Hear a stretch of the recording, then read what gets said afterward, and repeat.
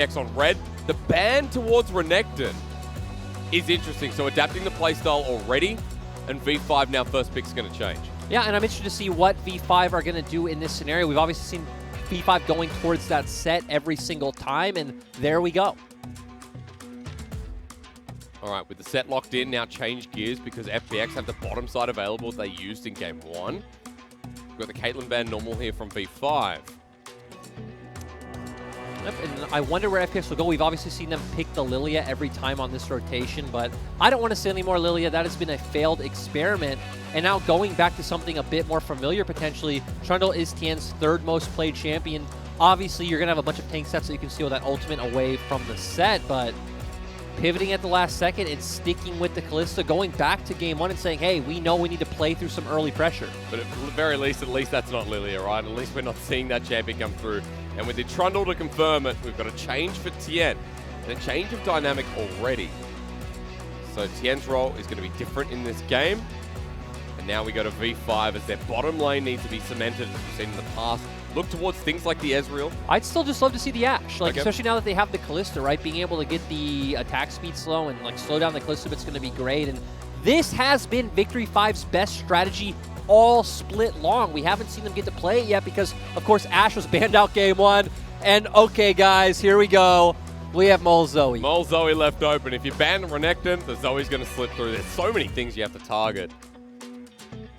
Yeah, and oh, so now Doonby going straight towards the Orianna, and this has been one of his champions that honestly has looked pretty good on this split. Yep. He's had a couple of like really prevalent carry games, has had some great ultimates, and we have the setup coming in from whatever Kalista is going to pick up as a support. I would expect to see Crisp go towards something like a Nautilus or a Leona. Ooh. Or maybe towards something like the Thresh we've seen in the past would be cool. This Thresh is absolutely fantastic, but quick talk about the bans because we are progressing faster through this pick and ban phase. You got the GP ban once more. Even without the Renekton, V5 do not want to see Gimgoon on that comfort. And also, as you mentioned in game 1, attacking bot, the ability to do so. Yeah, and obviously the Tahm Kench ban signals out that they do want to go for one of those more engage-oriented, potentially hook champions, right? We've talked about Crisp Nautilus. It's been his go-to champion all split long. Yep. But Thresh is something he was known on early for, like throughout his career, and obviously the Leona has been his second most played this split. All right. Yep, so now with Victory 5, looks like they potentially might look to ban out another top laner from Gimgoon. We said, hey, Gimgoon has a very shallow champion pool. GP, Mordekaiser, Volibear really feels like that's all there is to it with no Renekton on the table. And you've already saying, hey, I want to go for this engage, so I would like to just see them go back towards the Volibear, but they are going to go back towards Comfort, getting Crisp on the Nautilus once again, so having a bit of a ball delivery system for that Orianna. This is game number 20, by the way. So many games on the horizon for Chris Nautilus after this as well. PP God contemplating just going back to the Leona. Yeah, and we've already said this is like a very stock and standard matchup into the Nautilus. You are tanky enough to where the Nautilus hook doesn't really do much to you, but this has been PP God's signature champion in my mind, even more so than the Bard. PP God's Thresh has been absolutely phenomenal to watch. Pairs well with the Ashe and shores up her lack of mobility. You're going to have a lot of pick potential throughout the game. And now we're going to see BuBu maybe pinch the pool of another champion from Gimgoon. Mordekaiser is something that Gimgoon's always flexed back on. Always plays his weak side of the map. BuBu's going to take a page. Gimgoon is not the carry-style top laner. Plays for the team, plays for the rest of FPX. Yeah, and I already said I expect him to go for the Volibear, but what I just said. Okay, well, we didn't sub in Khan, but we're getting Gimgoon give us a Khan cosplay because we're now going for this 1-4 composition coming out from FPX. Has obviously a ton of scaling. We want to see it go late. For the side of Victory 5, we're getting stock and standard Victory 5. We have the Ashe Thresh in the bot lane, going to secure that push, going to look for those aggressive fights, set up for Weiwei to look for those ganks, and we're going to see a ton of early action around Drakes. All right, Dragons, the focus here as V5 try to do it once again. 2-0 against world champions. And Gimgoon decided to show us his jacks. This is be fair or be square. Could be his exit. Interesting because me and you were looking at a solo queue before this match and you were highlighting, oh, he's playing Camille, he's playing Fiora. Wasn't practicing any jacks. No, he was not. Obviously, has a good laning matchup into the Mordekaiser, can do quite well in those one-on-one duels, but still, especially we don't expect him to put any pressure up around top side. I want to see how FPX is going to play this one, because I remember we saw Bin in the split play Jax. I think he first spot Black Cleaver and played for the team and kept roaming. Yeah, that was me and you casting that one. That was interesting. Did that win? Yes. Oh, it did? Okay. Though it was against DMO, so, you know, throwing the caveat there. Oh, no. All right. Well, we'll see what this one goes for, but Gimgoon is cosplaying, and FPX on death's door in round 1. V5 up 2-0 on match point, and Mole Zoe returns alongside Sam D on his favorite Ashe.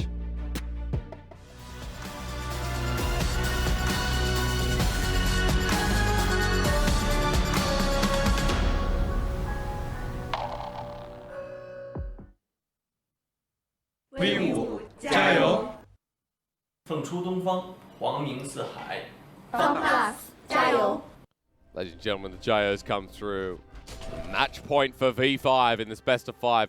To start off round 1, this series so far has only gone for about 55 minutes. V5, they win fast or lose fast. So far in this series, it's definitely been all about the winning against the Phoenixes. Mole returns to the Rift with the Spellbook Zoe, which we have not seen in a bit of a while. Well, we saw it in game 1, of course. Yeah.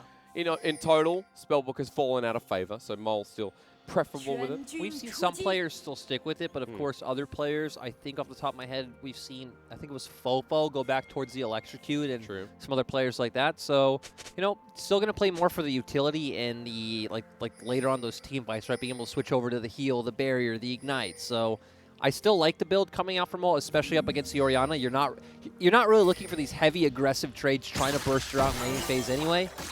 At the very least, Mole dodging away from the command attack is going to be the start of this lane. Dual me on Orianna once again is, I think, to say the least, going to be interesting. Last time I remember casting this was with Khan on the Ornn. Yeah, yes, I remember that as well. Big combo. And once again, another dredge line goes wide for Chris. Waiting in for the play, I believe. Chris gets pulled back in. The ignite put down. Chris flashes away. This 2v2 lane we've talked about is dangerous when you're up against V5. This is the bread and butter play from Victory 5, right? The Ashe Thresh. This is what we knew them for in like the first 5 weeks of LPL. Yeah. Chris missing the dredge line, PP God and Sammy doing so much to punish. And PP God's Thresh, you know, his most played and his best champion is Gimgoon topside, meanwhile going to get the level advantage and smack down on BuBu. Yep, and we do expect Jax to do quite well in these early trades. And, you know, this was a good reminder from our observers that, you know, Jax did also get a bit of a buff this patch. The ECD getting 2 seconds shaved off feels great. When you're at 14 seconds as part of the game, and he has it up available once again. BuBu with a good death's grasp himself. And Mordekai's versus Jax, not a matchup we see all the time, but 2 players here in the top lane who, yes, definitely top tier in the LPL right now. So it's going to be exciting to watch as Tien's going behind enemy lines to set up this gank. And this is not stock in standard FPX. No, they're not. They're going to do much like the IG dive as BuBu Death Grasp flashes away. Tien has to run away. Nicely done from BuBu. And there's the lack of experience showing in playing through this top side, right? This is not something FPX ever do. And now we see Weiwei show him make his way towards topside scuttle. Tien's low. Tien, still a duelist, but the face breaker flashing away from Weiwei still wants him. Onto Gimgoon now, the target is Doombeat running on in. The Haymaker shield given over as Mole. Comes on through, Weiwei absorbs a bit, flashes through. Gimgoon getting first blood on this Jax as the Paddle Star. Doesn't connect, Mole has to flash away. BuBu goes into his death, and Big Father Gimgoon with 2 first kills. And V5 were not on the same page. You can see Weiwei did want to go for it, but Mole didn't hover right away. Mole missed everything. Sleepy Trouble Bubble didn't connect. Paddle Star didn't connect. And great start coming out for FPX, especially with those kills going onto your Jax. When you're talking about a 1-4 that FPX can execute, the early kills on this Jax going to be great. With the Vampiric Scepter picked up as the first back.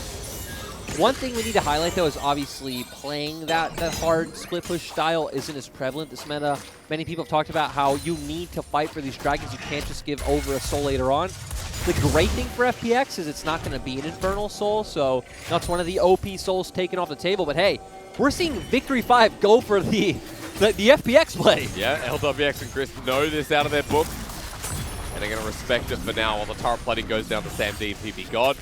Big CS differential already built up in this bottom lane. Now it's going to be really interesting because we're going to see the teams play through two completely opposite win conditions where obviously Sam D and PP God are getting strong on one side of the map, Gimgoon on the other. Can V5 transition this and start stacking up these Drakes early on and outpace FPX's comp? Tien is now on the bottom side of the map after his interesting game towards the top side. Not sure if there's a ward place there, but they're backing in the same brush. PP God is waiting out. Sam D, yeah, he's spotted out. And they'll take the alcove, come back into the lane, so they will not back just yet. PP God out with the death sentence, waiting for it. Crisp out of range. And I just want to see, so it looks like Mo right now is going to go for a reset, off of Mo's reset, try to come back to lane, try to get some mid lane prio, and start playing for this Drake, right? We see Sam D and PP God having the consistent push, so maybe we'll see them push out one more and get a recall as well. But at some point within the next 2 minutes, I want to see V5 transition into picking up the first Infernal. All right. We have Weiwei here to recover after dying up in the top side. We'll track him a little bit closer. Right now, where are you, Weiwei? Heading up towards topside scuttle. Tien's here again. It's not even the scuttle, it's just the dive that's about to come through. But Weiwei's reading this well. Coming into lane with a level disadvantage. Tien now here. Killer placed on down. Bubu wants to bring them in. No death throw available. Death Grasp pulls back Tien. Turret shots come out thick and fast, and Weiwei just wants to get on in there. The Facebreaker instead onto Gimgoon. Tien's walking back in. But that's kind of the end of the play as Gimgoon jumps back with the leap strike. And Weiwei tried, he smited to get the Nimbus cloak, movement speed, run forward, but wasn't able to make anything happen. PP God roams over as well. But overall, it's still nice that they counteracted the play coming out from FPX, even if they couldn't turn it into any kind of tangible goal. X-Flash over the wall from Weiwei. Meanwhile, Bubu and Gimgoon might be facing off. But Weiwei in the midst of it wants to push the wave. Level 6 Jackson's going to use this opportunity to stick around. Maybe they bring Tien back, because right now he's doing drugs. Okay. On Weiwei actually just leaves, so Gimgoon just going to be able to walk out scot-free. So far, it's a pretty good cosplay, honestly. Yeah? Might even be better than the original. Oh, Not to throw any shade, but... No. And if we go to a game 4, they bring in Khan anyway. They say, why not? We should have done this in the first place. They bring in Khan and they put him on Volibear Mordekaiser. Or LWX gets subbed out with Khan and Gimgoon again. Hey, I mean, I think 2MB bot looked pretty legit. For any of those you who didn't watch, in FPX's last series, LWX was sick. So they brought Khan top, put Gimgoon mid, and put Dwinby in the bot lane. It was quite the spectacle. It's like Renekton and Jace mid the whole series long. Cassiopeia bot. Yeah. I was hoping like we'd see Khan play 80 carries. Me too. Again, opposite. probably plays like Lucian, Quinn obviously. Even Jake, bottom lane, I thought was going to come out. He'd be able to bring out some interesting ones. But bottom lane, meanwhile, as we return, 10 CS lead, but LWX now has the Vampire Acceptor, so a bit more damage available in the kit here of the 80 carry of FPX. And that Dragon still hasn't been taken, sitting there as a constant reminder as to what we will expect. And it's interesting, right? Because sure, they did go for the Dragon, but they counteracted the play on top side. The thing I don't necessarily agree with about that is this Jax is obviously a ticking time bomb, so you just bought yourself more time, but we haven't transitioned it into anything around the map yet. And now FPX are the ones stacking up objectives, and your Jax is scaling, your Orianna is scaling, your Trundle is going to scale quite fine as well. Going to steal all those defensive stats from Weiwei later on. All the way down and zoning cool. Mole's running in. By himself. By himself. And he will not steal it. Walks forward, takes dissonance, and Herald goes over to Tien. And Chris is still roaming. In comes Weiwei. They want the pick. Troll Wobble lands on the Doomby. B5 forces this one as a cleanse is used. PP God comes in with the flash play. The box plays down. Doomby has the flash himself as the shockwave hits too, but Weiwei Dog comes in first. PP God's going to sacrifice his life, but it is a 1-for-1 on support. While Tien gets at half health, and V5 back away after giving a kill to Mole again. But still, 1-for-1 overall when FPX were the aggressors. FPX were the ones who committed so many resources. PP God flashing in, and it put them sandwiched between Tien and Dwinby, and it just made it extremely awkward. overall, I don't think it was a worth play for V5. I understand it here. It looks good. You have PB still going in. Weiwei kind of dissuaded by the pillar. Doobie flashed over the wall. Actually sandwiched between Crisp and Tien, I'm sorry. So PB gets taken down pretty early. They just equalize 1-for-1. Tien's the one to pick up a kill. Remember that we got Tien with the Rift Herald in hand as well. So I guess you did just blow support flash for mid lane flash, so it is worth in that sense if we can find a repeat play made around the mid lane. We have seen Weiwei put some attention here a few times, just doing be showing the respect so far. And recency experience of the series has been that Molzo is pretty good. So now with a kill in hand again to start him off with the Dark Steel stacks. Beginning game number 3.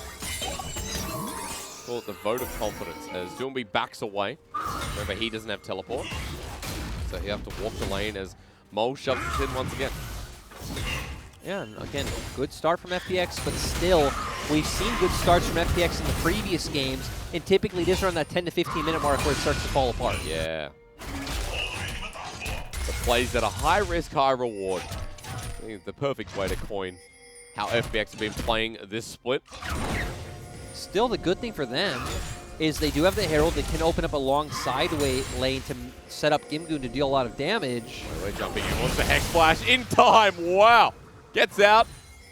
I love the confidence coming out from him with that play. Counter-Strike would have been half a second and be reactivated. Here we go. They're 3-manning top. They have the Herald. They're going to set up the long side lane for the Jax to abuse the Mordekaiser. Death Trap's available. Shield comes out, but he's just dead before he can use it. Gimgoon is the one taking up for now. Rather, Tien, sorry, gets trouble bubbled, and Mole gets a massive shutdown onto the big Jax. A 1-for-1 once more. But Mole is getting fed. Yeah, and I mean, we've been in this situation before to where we saw FPX technically in a better position with how their comp was taking fights, but still Mole got fed on the Zoe and he was the one dealing the massive amounts of damage. It's interesting that we see FPX's bot lane hovering over, maybe trying to read a potential transitionary play from Mole and look for a pick, but they aren't able to find it. So we go back to farming for a little bit, heading towards the Cloud Dragon in 2 minutes 50. Not even the 1k gold lead anymore, but Tien with the Rift Herald, top side. And here we go for good old good.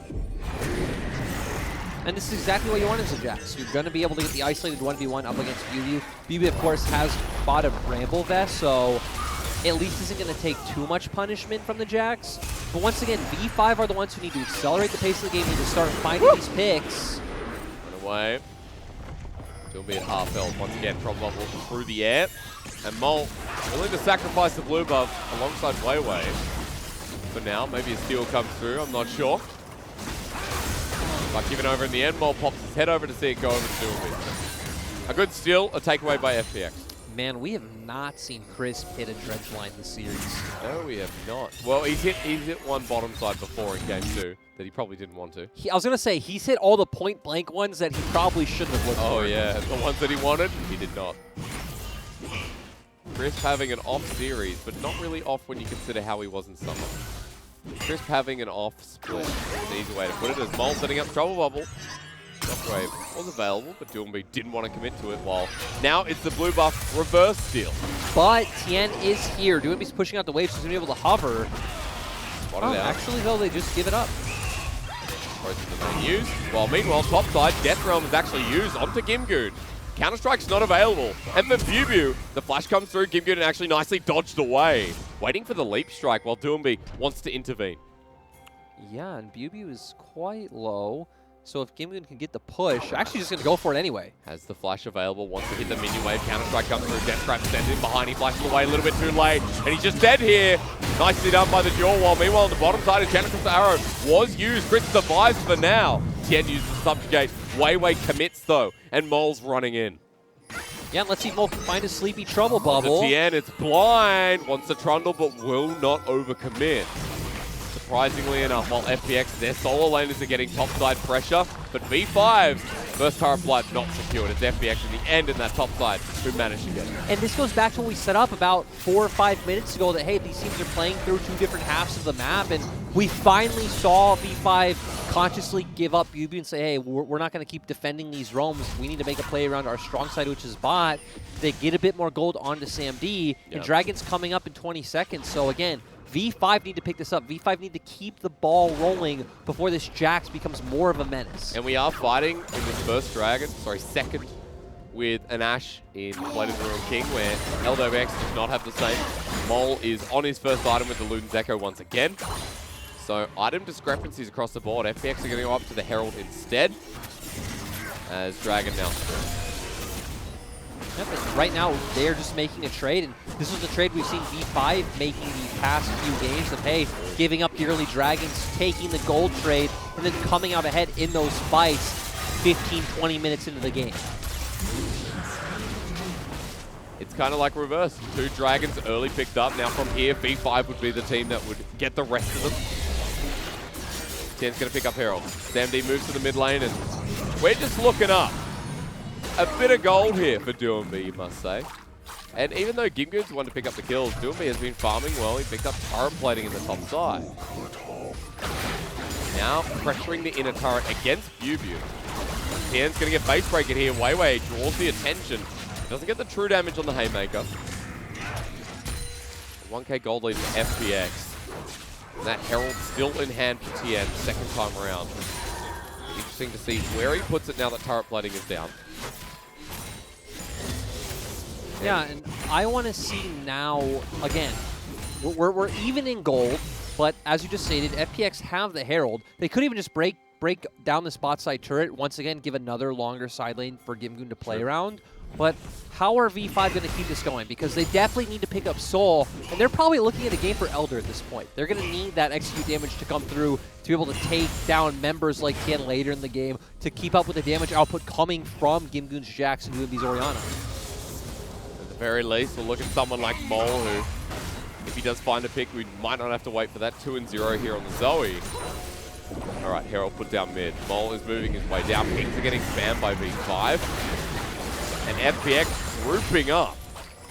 Now, the charge won't get the pick, but the extra damage that comes through should help it out. And FPX will get the turret, trouble level doesn't land, and move away as a 5-man unit. That'll be the end of it for now.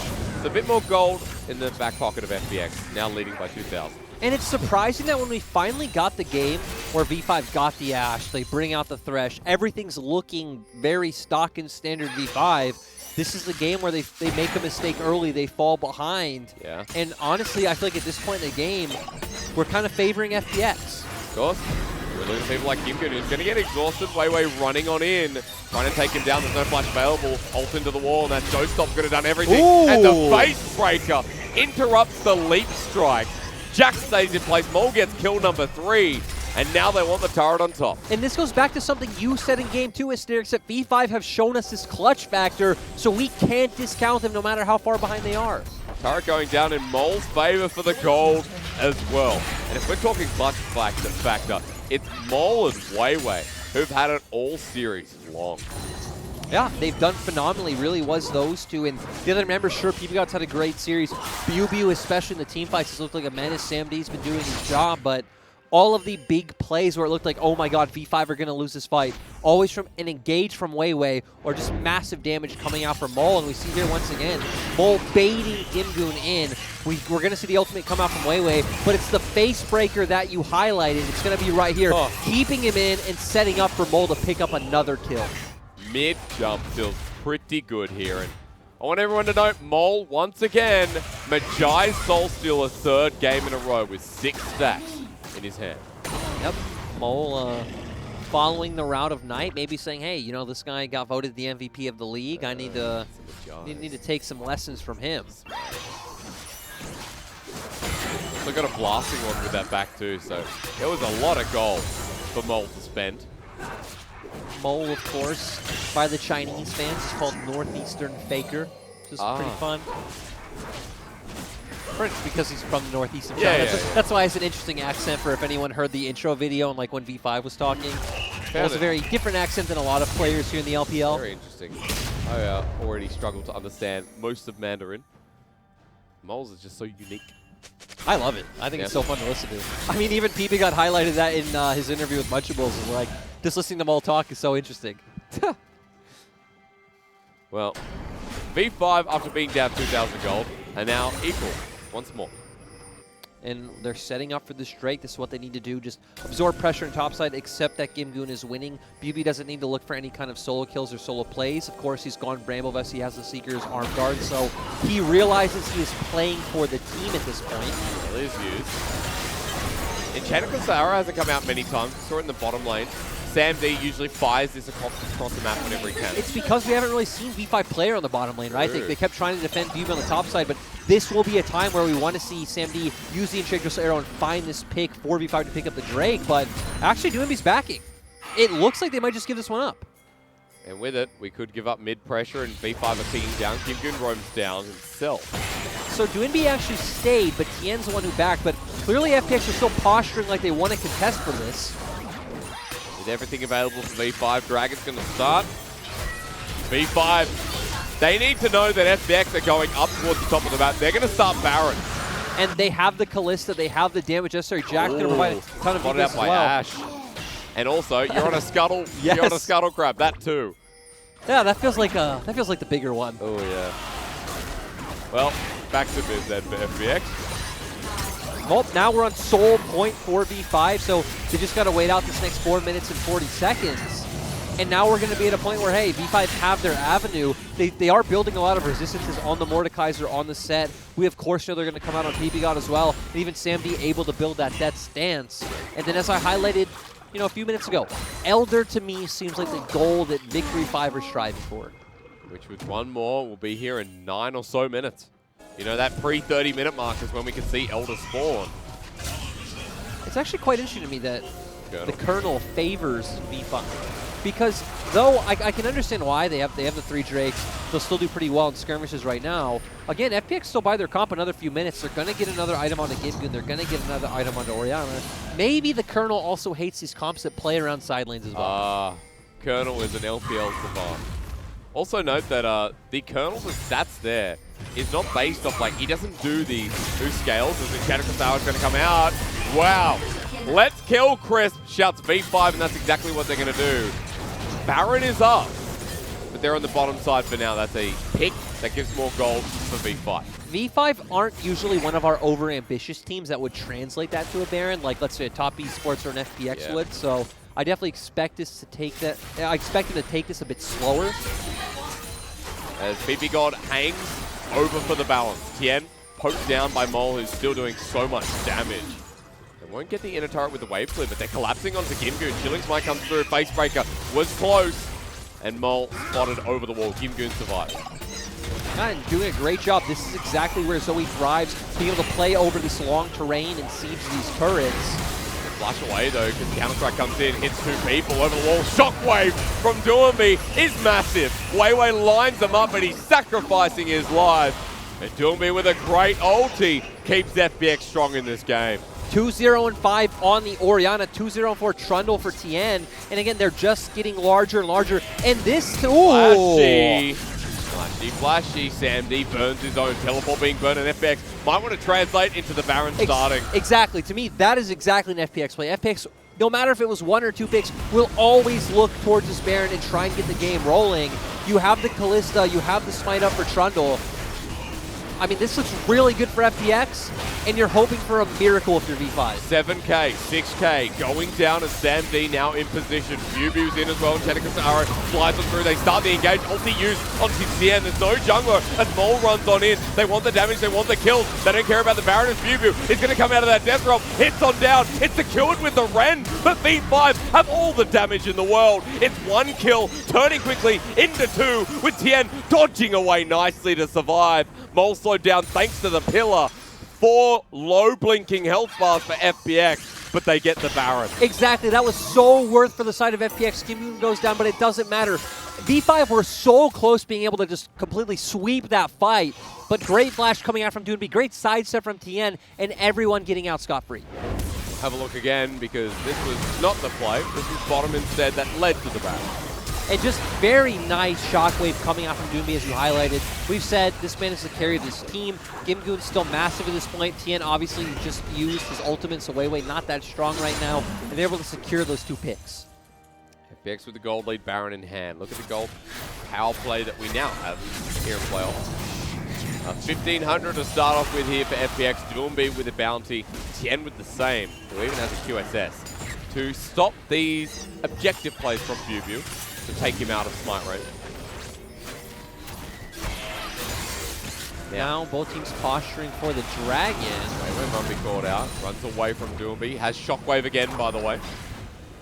But 40 seconds till that dragon. Gimgoon is responding mid, holding the wave, while the rest of V5 are moving into river. And once again, we want to see V5 play from a distance, burst someone out, throw out the Enchanted Crystal Arrow, layer down the combo from Mole, and get the numbers advantage early on if they want to get up close and personal with FPX's comp, because that's where FPX thrives. Yeah.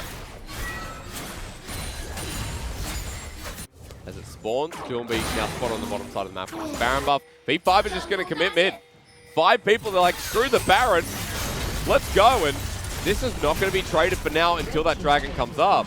But they're moving down in time. Yeah, and right now, Gimgoon is zoned off from the other members. He doesn't have TP. If V5 can get here fast enough...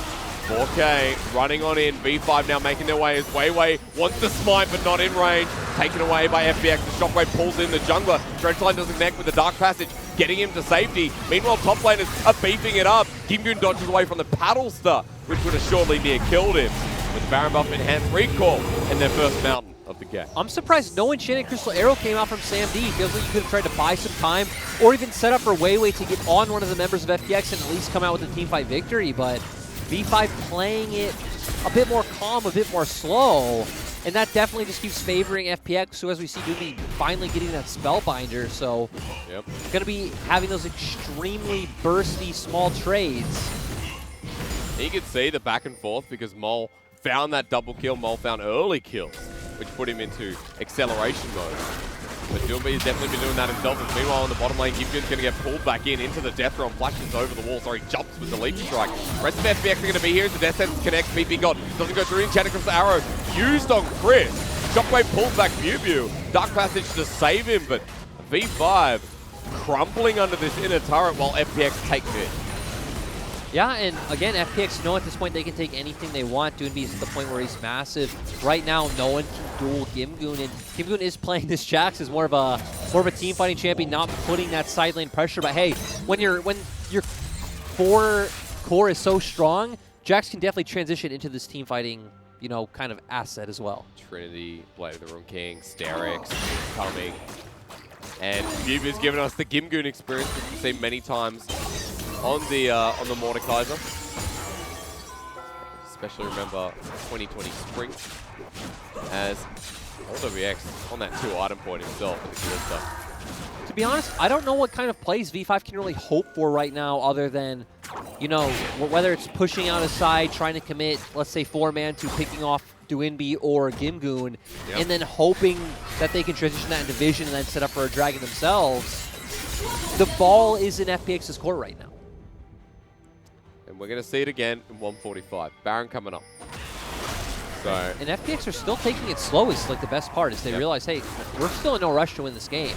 We can still just catch waves near our base, get more items on the Orianna, and do even better going forward. Because that 3-item, that 4th item coming through for Doomby is going to be huge. Also, as we have a bit of a lull, we can talk more about the implications of this match. And to point out, I was wrong coming into this match. FPX are guaranteed regional finals no matter what. Even if, let's say, like Suning and JDG meet in the final. Doesn't matter, FPX will get there. Of course, for everyone out there, some of the points have changed. More impactful, though. And so for FPX, what you want is to make the run. Like, just because you're safe in regionals, you could have the lowest seed as well. It's something that could mean they don't get a second chance. Remember, our regionals this time around, the 2 highest seeds get a lifeline. And they get the chance for getting the 4th seed at Worlds if they can't secure number 3. There will be a video about it. It'll look sick, Lyric, I promise you. As TP, hello! You said there's a lull. V5 don't want to give us one. Bubu will be spotted out, though. And you know what? That was a TP. So away he must go. And V5 are trying anything they can to find those creative picks like I talked about, right? They need to do something a bit more unconventional. They need to commit more resources to one side. They go for it. They hope they can find something special. They can't. Gimgoon now picks up another turret. And look at this Jax. No one can deal with this Jax in the side lane. And it's Gimgoon. And it's Gimgoon. It's not caught. Oh, man.